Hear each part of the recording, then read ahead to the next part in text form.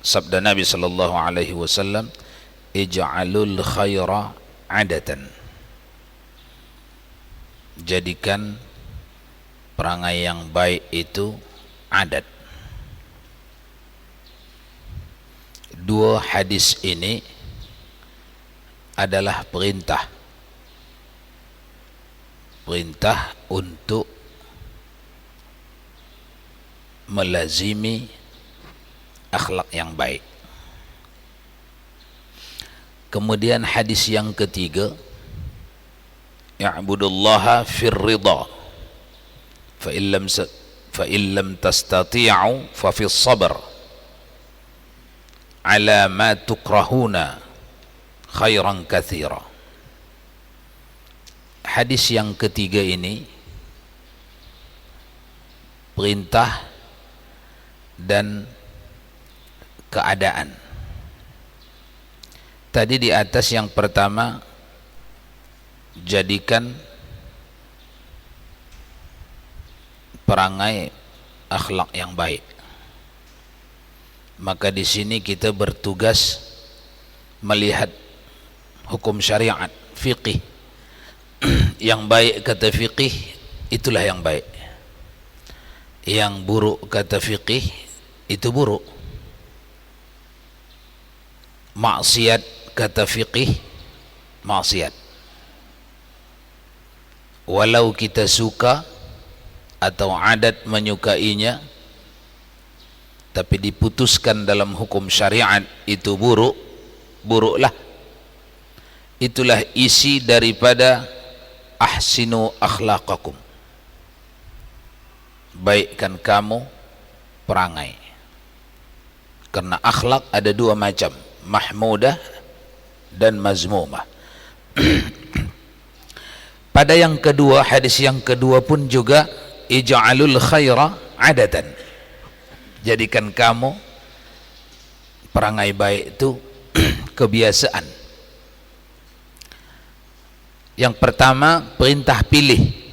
Perangai ada dua, yang baik dan yang buruk. Memastikan suatu perangai itu baik bukan kita, bukan budaya, bukan juga pemerintah. Memastikan suatu perangai itu perangai baik atau tidak baik, syariat. Kalau begitu wajib mendatangi syariat, wajib membuka hukum syariat yang notabene-nya ada pada fiqih. Apa je dah diatur fiqih, sebutlah apa je, tidak ada yang tak diatur, tidak ada yang tak diatur. Cari dulu yang tak diatur, tidak ada. Memotong kuku diatur tak? Macam mana aturan? Ada tak hukum fikih pasal potong kuku? Ada. Apa dia isinya? Sunat pagi Jumat. Kalau nak mendapat lebih rapi lagi, sunatnya mana lagi? Mulai sebelah kanan tetapi silang.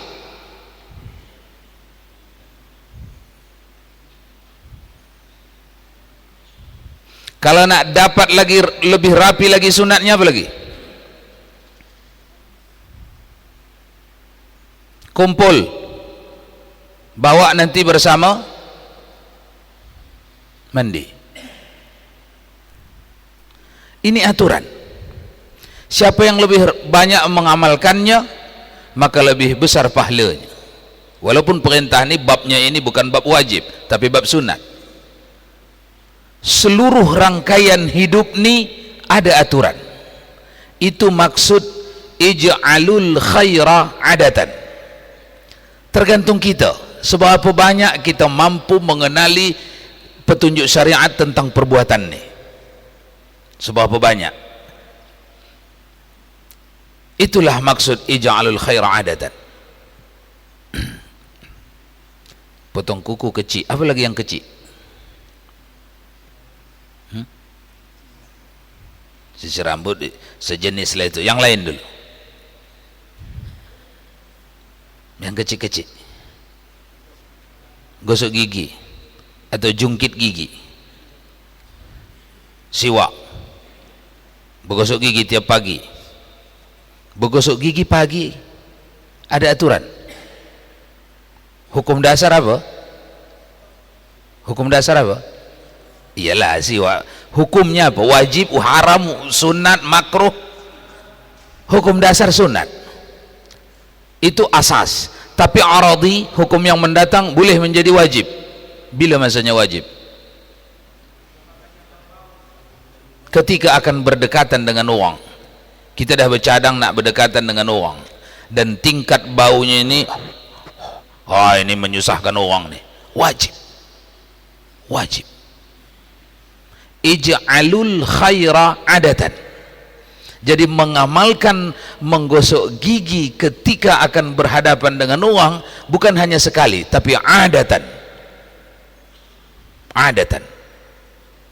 Continue, terus selamanya.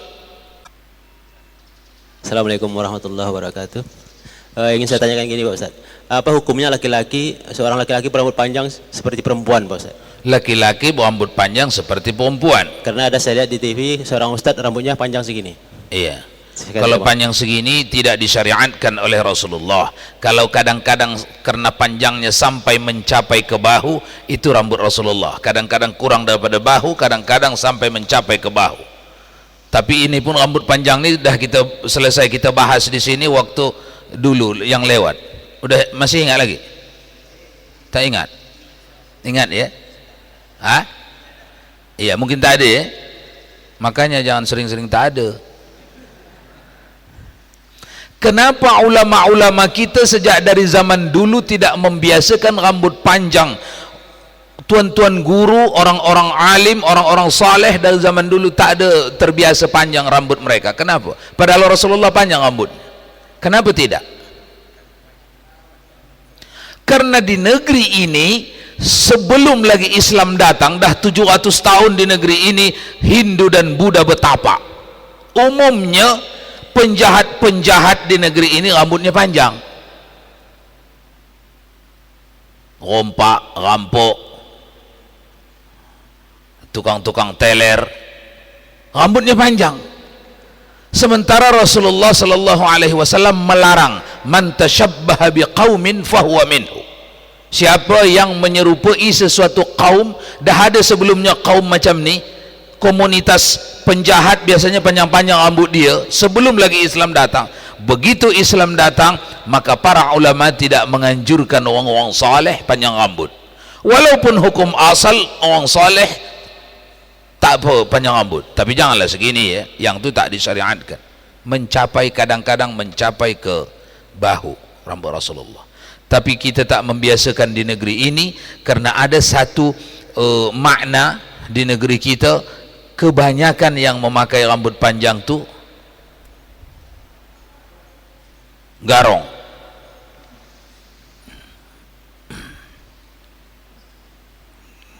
Baik, kita lanjut dulu. Tugas kita pada bab ini tuan-tuan, memulai mengamalkan ilmu, dimulai daripada ilmu yang zahir dan juga ilmu yang batin yang kita dah ada. Baik kita dah ada di buku kita, kita ambil, kita fahami, kita amal, maupun yang kita dah ada di dalam ingatan kita. Itulah maksud ij'alul khaira adatan. Khair artinya a'malus salih. Jadikan kamu amal saleh, tindakan yang terpuji dalam agama kita, adatan, continue, terus-terusan.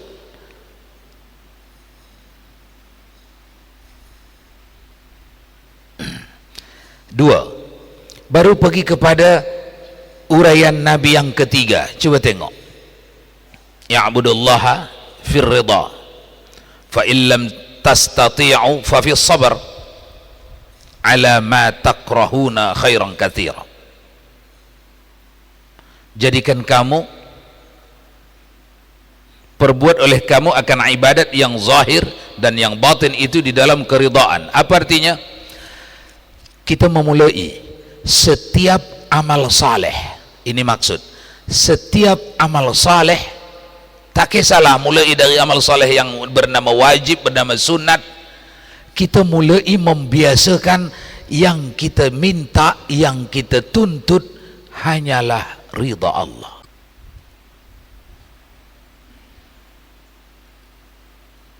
Warahmatullahi wabarakatuh. Waalaikumsalam warahmatullahi. Yang saya mau tanyakan masalah adat ini Pak Ustadz. Kadang sering kita jumpai di tengah masyarakat, sebenarnya mungkin tujuan mereka ini bagus. Sebagai contoh, menyambut ulang tahun kemerdekaan Indonesia, di mana-mana sering kadang kita jumpai, kita dengar diadakan perlombaan domino. Mungkin tujuannya bagus Pak Ustadz. Tapi mungkin kalau ditinjau daripada segi syariat maupun akhlak mungkin sedikit kurang bagus, bahkan tidak bagus. Ini bagaimana kita untuk merubah ini Pak Ustadz? Padahal tujuannya bagus, sementara yang kita mau doakan, yang kita mau peringati adalah para ulama-ulama yang dulu memperjuangkan bangsa ini. Sekian, makasih. Baik, jawabannya ditengok dulu ke kitab syariat fiqih. Domino ni apa? Domino ni baik apa buruk? Kalau baik katanya katakan baik, kalau buruk katanya katakan buruk. Itu yang pertama. Setelah ditengok, misal kita jumpai buruk, tidak dipuji, dosa. Man la'iba bin nardi syiri faka'annama sabagha yaduhu fi lahmi khinziri. Siapa yang terlibat dengan permainan yang berkalah menang, dia berjudi, dosa besar, sama dengan memasukkan tangannya di dalam daging babi, kata fikih. Kita tahu dari fikih ini maksiat, dosa. Selesai tahap satu. Tahap dua, tengok orang nih yang memainkan nih, agak-agak saya mampu tak melarangnya nih, karena ini berkaitan dengan orang ramai, bukan pada diri sendiri, dengan orang lain. Saya mampu tak melarang ini? Mampu, ini kan anak saya, ini kan keponakan saya, ini kan ABK saya, mampu. Cegah. Man ra'a minkum munkaran falyughayyir biyadi. Siapa yang melihat kemungkaran, cegah dengan tangan. Fa illam yastati' fa bilisani. Tak mampu dengan tangan, dengan mulut, nasihat. Walaupun tujuan awak baik, ada di sini kebaikan, tapi bahayanya, buruknya, dosanya sudah duluan dapat. Kebaikan belum tentu awak dapat, dosanya dah duluan dapat dengan mulut. Wa illam yastati' fa biqalbi. Kalau dengan mulut pun tak mampu, dengan hati. Ya Allah, mestinya saya nasihat pada orang ni, tapi saya tak daya, tak larat. Engkau lah ya Allah. Dah berpahala dah, karena memang itu kemampuan. Wa illam yastati' fa biqalbi wa dzalika adhaful iman. Melakukan penolakan dalam hati pun tak berani, tak beriman, tak beriman. Itu di mata orang ramai mungkin orang ini masih beriman, tapi di hadapan Allah, di mahkamah Allah besok, dia tidak beriman, karena tidak mampu menolak maksiat dengan hati sekalipun tak mampu. Baik,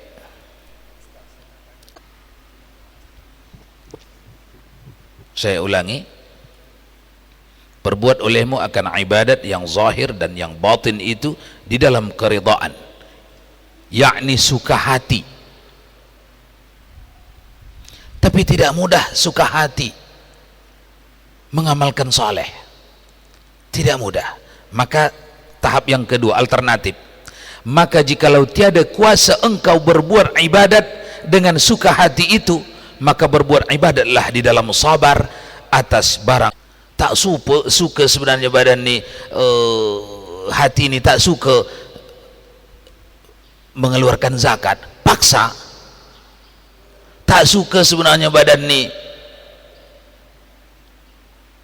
apa lagi, puasa sunat, paksa. Kalau belum mau dia dengan sukarela puasa sunat, paksa. Nanti lama-kelamaan mau. Memang begitu sifat nafsu, lama-kelamaan dia mau. Itu yang dimaksud, yaitu mana tadi, atas barang yang engkau benci itu, yaitu kebajikan yang amat banyak, yakni kekali olehmu di dalam berbuat ibadat yang zahir dan berbuat ibadat yang batin.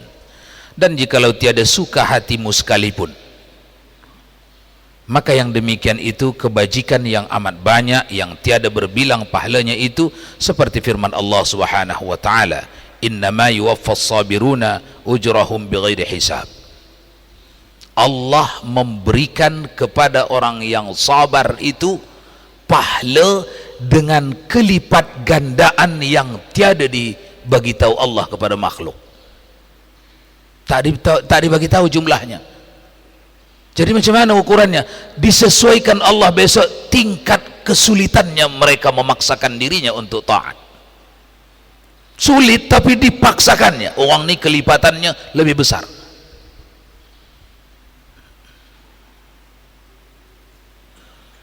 Itu saja kesimpulannya, tuan-tuan.